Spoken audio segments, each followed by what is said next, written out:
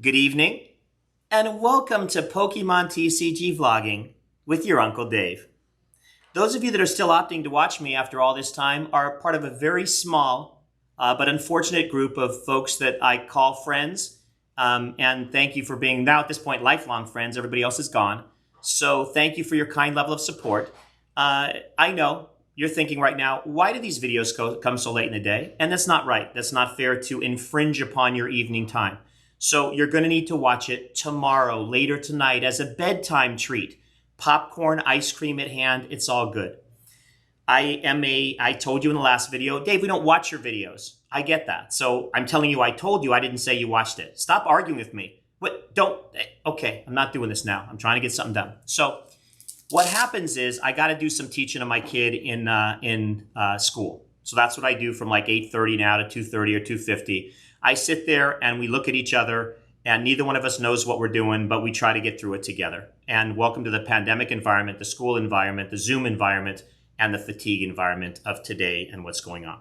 So thank you for your understanding, and I appreciate the fact. You'll notice that each video I put out gets a few less viewers, and I respect that. I don't know why I respect that. I'm not frustrated by that, despite the fact that it frustrates me. There's so many emotions going on that I'm a bungle of emotions, okay? Now, here's what we should talk about, Champion's Path. Let me just put this in front of this camera right here. Take a look at this. Well, David, you don't have the camera on. What, do you just put it down there and act like you're showing it to us? Okay, now I'm showing it to you. So look at that. It's a double V. It's called a double V collection box. It's got 4 Champion's Path packs in it, and I'm excited. It's my first delivery of any Champion's Path. But it's not an elite trainer box. No, it's not. Okay, no one said I had the good stuff, the best stuff. I just got some stuff. So the first thing you guys got to tell me today in the comments is, how are we doing with Champion's Path? It looks like the packs are kind of holding steady, somewhere between $8 and $10 depending.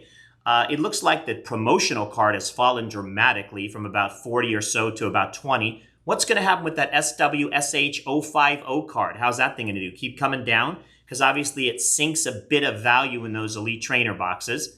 And how's this set doing? We got a lot of demand. I read something once and somebody said, oh, the great pulls come from Double V. So let me know, are there really great pulls or they're not great pulls? Anybody pulling anything? What's going on with Champion's Path? I got to know. Give me some intelligence. They call that, I think, in the Army, the skinny. Let me know the skinny. So because what I want to know is, should I keep buying them or not? We can still get them out the door at about $5.50 a pack in the collection boxes, in the second wave and the third wave, the pin collections. There's that 5-pack collection. There's still the Marnie boxes. What do you think? Please let me know. Don't let me go wrong. I can still return them. I got still a window of time if stuff comes in. I don't want to be overstocked. I want to be reasonably with this product. All right, so after I showed you this, because I just want you guys to get, that's the hook. Champion's Path. No, I'm not opening. I don't open anything. I don't have good luck opening stuff for myself. I do for others. And maybe I'll do some box breaks, but nobody buys my box breaks anyways. So, and by the way, that's another thing. I watched some guy a couple nights ago. I don't ever watch anybody. I don't have time, and I don't want to have get my head up from the work I'm trying to do for you guys. But I did watch a guy in a Facebook outing that was given like $10 pulls. So everybody pays $10, $10, $10, $10. You get a random pull and you get something that you win. You either get a small card, you get an elite trainer box, you get some kind of hollow, whatever. So it's kind of cool. I don't know if he does or doesn't make money. I don't know how much money he does or doesn't make. But what should I be doing to attract more attention to things? Because right now, no one knows I even exist. And that's already good enough for my wife and my kids. I don't want that from the rest of you, okay? You need to know I exist. It's good for your mental health and allows psychologists to remain in business when you have those conversations at a later date. All right, I'm going to put this aside now. Today, I'm going to do something very special for me. I'm going to talk about 2007 World Championships cards in my special painting. That's what it says on the screen. Why do you got to tell us, David? It says that right on the screen. I just wanted to. So 2007 World Championships occurred in 2007 of August. So that makes a lot of sense. Same year. It makes sense, doesn't it? Waikoloa Village in Hawaii. Here's what these cards look like. We're going to kind of just throw through them a little bit. Why this year is so special to me is because it was one of the very first years this was announcing the cards from the next year that I attended, like maybe the second year or something. Could have been the first year, I'm not sure, because I'm old now and Alzheimer's and those other things set in. No offense to those that are actually inflicted by the thing, but it could happen over time. So I'm going to go to the real cards here, is the participant card.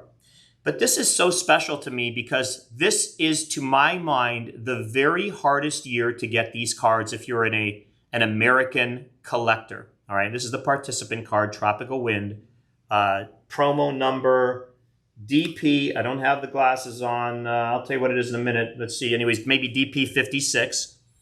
So I'm going to put this on for a second. These are my some old reading glasses I found somewhere.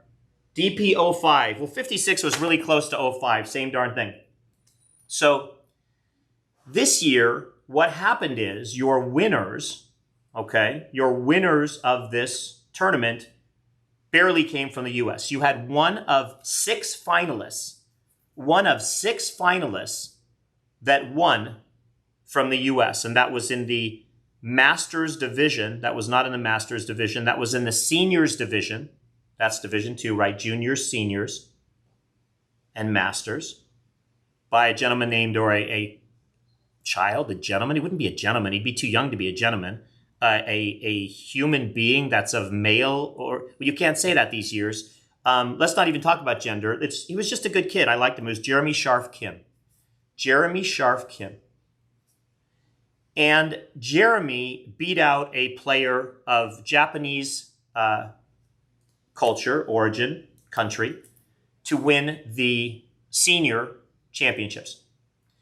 That was the only finalist card of all six juniors, seniors, masters that year to be an American player. The two junior players were both from Japan. The senior winner from the U.S. beat a Japanese player, and the masters were from Finland and Denmark. So the only finalist cards, the only finalist finisher, this card right here, this to me is the most rare card you'll ever see. You do not see the World's 07 finalist cards available for sale. They do not see them available anywhere. The Japanese will take them back. That was 1, 2, 3. Let's see, 1, 2, 3. At least 3 of the 4 went to Japan, 1 to Finland, 1 to Denmark. So typically when cards leave the country, they don't come back. And then these are the trainer cards. So why do I tell you this long-winded story about the rarest finalist card ever? Because back in the day, when we lived in some other houses, we had a wonderful woman who would do murals for us. She could paint anything. As I tell you my story, I'm showing you the rest of the cards. And so we had a couple of panels, a couple of drywall panels next to a front window, sides of the wall that were in drywall. And how this all started was, by the way, we lived up next to a sound wall on a busy road. And we didn't like the way the sound wall looked, so we had her paint. She painted an entire mural of our family. It was just amazing. I'll leave this here for 1 sec while I tell the rest of the story. So she did that, and then we started having her do projects within the house. We loved Curious George. She did a whole room in Curious George figures. Not licensed, by the way. I'm not sure that's official, like some of the things I'll show you tonight, so don't report me, and if you do, I'll find out where you are, who you are, and where you live, and we'll take care of it at that point. Don't take that seriously unless you want to. You might want to. All right, so she painted that. She would paint Mediterranean views across our kitchen, you know, like the villas of Italy and that kind of stuff. And so we did all that. And I'm going to run back here and grab something to show you while I'm sitting here. Because I'm not sitting here, I'm standing here. You just make stuff up. You just talk. You talk so much that you don't even know what you're saying. Of course I don't know what I'm saying. Then why are you saying it? Because people don't want to hear it. They seem like they want to hear it. They watch a little bit. Nobody's watching anymore. I get it. It's all circular kind of logic. So one time we said, would you do me a favor? Could you paint me 2 Pokemon of my 2 favorite cards? And one of them was the Fire Red Leaf Green Charizard, which I'll show you another time. It's on the back wall behind me. If you look over my shoulder, you'll see it. And the other card I took down off the wall to show you guys here today, and it was this card.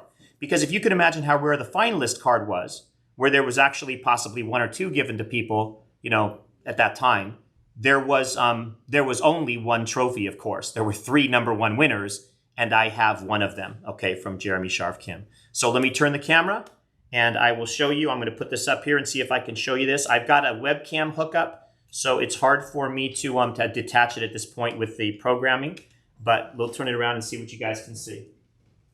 I can go about this far. So this is a full-size wall painting of this card. And I'm going to put this down for a minute. Excuse my running around here, but I want you to see. I'm going to put the card in it so you can see the size comparison. And now I'm going to reshoot again. And there's the card as far as the size of the painting. And hopefully you can see. It's a replica of the card. Here's what's remarkable about this painting, and it may not be that clear on the picture. She did this on drywall. Look at the painting. It's not a smooth surface. She did this by hand on drywall just by looking at the card. But the story doesn't end there. Okay, people have asked me, is this an official card, whatever? No, it is not an official card. I wonder what you're looking at. Are you looking at the back of my head? Yeah, you get to see my bald spot when we do this, and there's nothing you can do. Somebody already commented that on my Sunday video, and I'm working on it with my my bald treatment, my Thermadome, and I take it once every 2 days. I don't take a treatment, by the way. Hi, how are you? I actually wear the dome on my head, and I wear it for 15 or 20 minutes, and I do that twice a week, and if you do that for 9 months, you're supposed to have all your hair back. You're supposed to be like an old rocker guy, okay? I also supposed to be able to play the guitar at that point as well, and I can't do that now. So we'll see how that turns out. But anyways, take a look at this. So she paints this on drywall. Just absolutely unbelievable, the talent. But guess what happened? We moved. So what do you do when you move and it's a drywall painting and it's just what it is? Okay, I can hold it like this. It's pretty cool. I can actually look like that and I can stand and talk to you guys. We moved. We had them cut the drywall. I had them cut the walls of the house before I moved, and I took out the 2 pictures. And you can imagine the thickness of this. And then I had them professionally frame it from the walls, because these were on-wall pictures, so I could bring them into this house. And that's what you see. The #1 trainer from 2007, one of the very most special trophy cards that I own by far. Well, David, it's not the full color art of the newer ones. I don't care. It's just beyond anything. It is not an authorized type of painting or anything, of course, but it is one of the most special things to me. And I want to share it with you guys today. I hope you enjoyed it. I hope you enjoyed a quick look at the 2007 cards. And I can't wait to see you guys as soon. I think maybe the next one or one of the next couple, I'll show you the fire red leaf green as well. And we'll make up stories and we'll tell stories about that. Give me my feedback on Champion's Path. Tell me how I can increase viewership of the stuff that's going on so I can keep getting the word out and keep hopefully deriving benefit. And anything else is on your mind, send me a comment. I love talking to you guys, and I'm just glad to have all you guys around in my life. Take care. We'll see you soon.